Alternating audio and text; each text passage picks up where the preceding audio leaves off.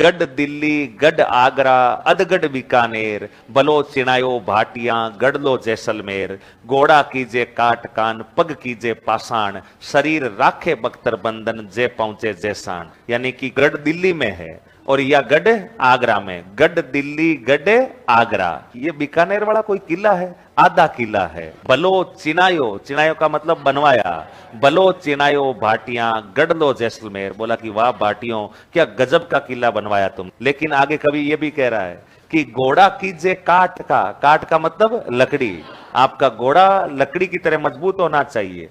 पग कीजिए पाषाण, और आपके पैर पत्थरों के समान स्ट्रांग होने चाहिए। घोड़ा कीजिए काट कान पग कीजिए पाषाण, शरीर राखे बख्तर बंद जे पहुंचे जैसाण। और अगर आपका शरीर सुरक्षा की दृष्टि से चाक चौबंद है तब जाकर के आप जैसाण पहुंचोगे, क्योंकि जैसाण रेत के दौरों के बीच में बना हुआ एक टापू है।